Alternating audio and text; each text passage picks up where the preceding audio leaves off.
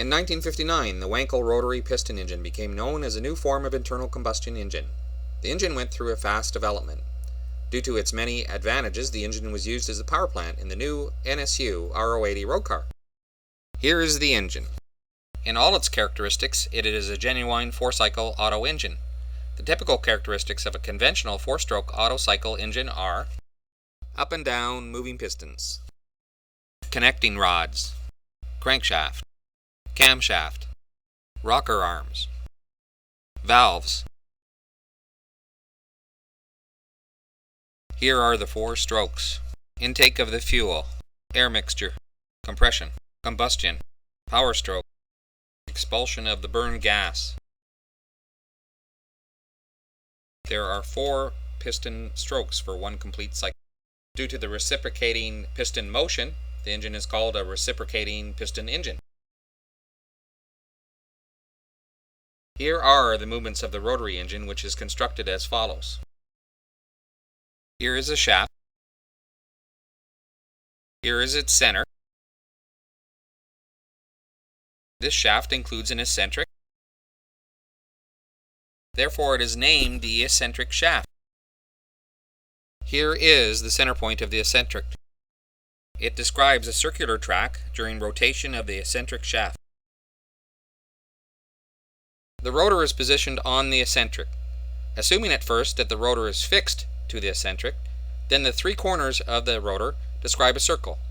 However, the rotor also rotates about the eccentric. The rotor movement is therefore the result of 2 rotational movements.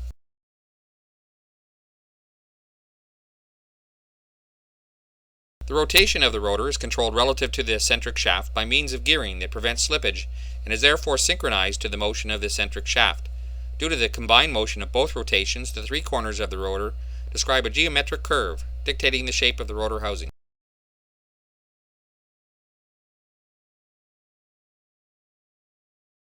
We now compare the reciprocating engine with the rotary engine. The main components of the reciprocating engine are also found in the rotary engine. The cylinders of the reciprocating engine compare to the housings of the rotary engine. The function of the reciprocating piston is performed by the rotor.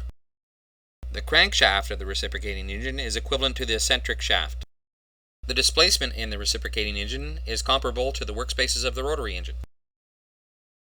Both engines include spark plugs and inlet and outlet ports.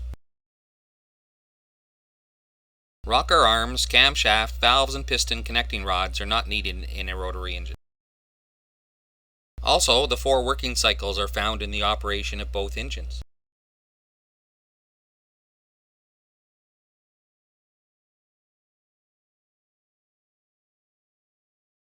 Intake, compression, combustion, power stroke, expulsion of exhaust gases.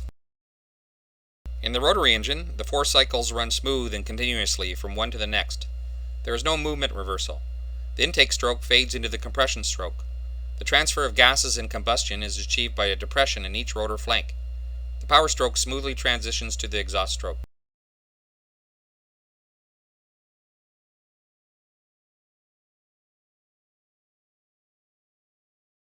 The 4 sequential working cycles occur in all rotor flanks simultaneously.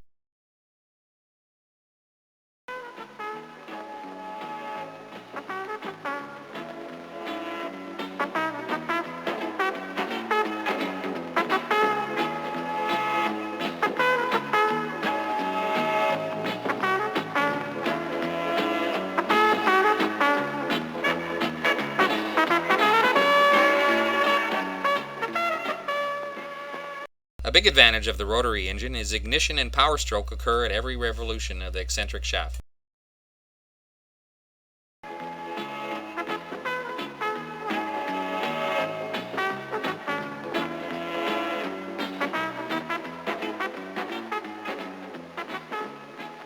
In the reciprocating engine, only after 2 crankshaft revolutions is the charge of one cylinder ignited.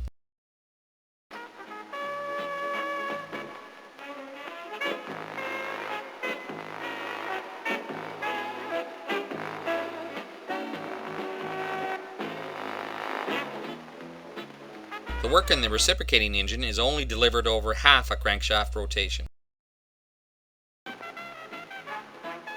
In the rotary engine, in contrast, work is produced over 3/4 rotations of the eccentric shaft, which results in a smoother running engine. Since the movement in the rotary engine is pure rotary motion, it can be fully balanced by counterweights. The rotary engine is free of vibration.